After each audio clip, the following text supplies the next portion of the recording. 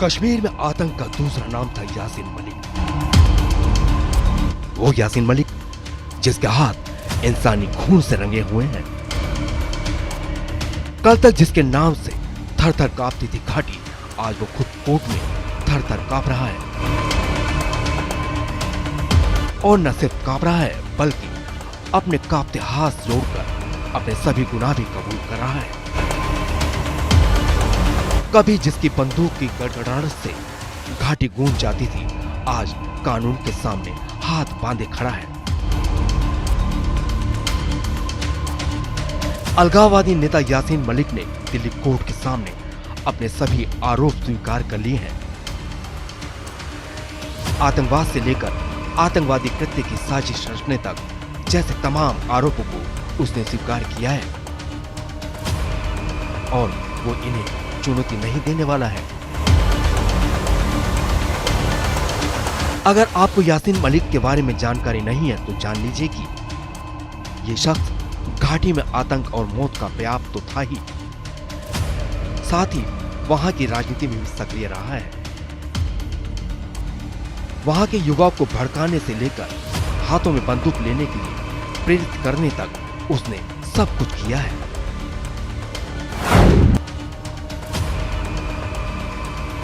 यासीन मलिक का भारत के खिलाफ जहर उगलने का इतिहास रहा है। वो लगातार पाकिस्तान की कठपुतली बना रहा है। कश्मीर घाटी में उसने युवाओं को इस कदर पगलाया कि उन्होंने किताबों की जगह हाथों में बंदूकें और पत्थर पकड़ना मुनासिब समझा। एक वक्त पर यासीन इतना डेयरिंग था कि भारत सरकार को चुनौती देता था कि दम है तो मेरे खिलाफ कानूनी मुकदमा शुरू करके दिखाओ। यासीन मलिक ने भारतीय वायुसेना के 4 निहत्थे अधिकारियों की हत्या के बाद कैमरे पर कबूली थी।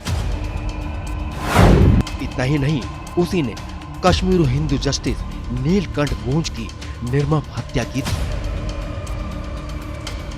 और अब जरा ये भी जान लीजिए कि यासीन मलिक पर आरोप क्या क्या है। यासीन मलिक पर यूपीए की धारा 16 यानी आतंकवादी गतिविधि,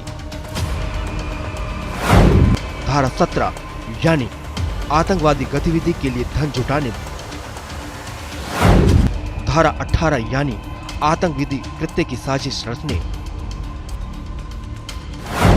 और धारा 20 यानी आतंकवादी समूह या संगठन का सदस्य होने का आरोप लगाया गया है।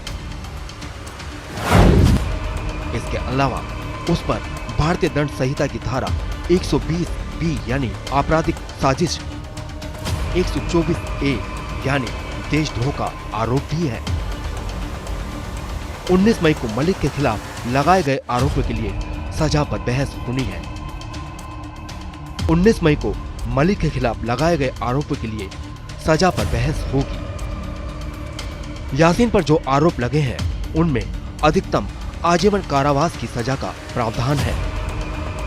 अगर इस मामले में मलिक को अधिकतम सजा सुनाई जाती है तो उसे पूरी उम्र सलाखों के पीछे गुजारना पड़ेगा।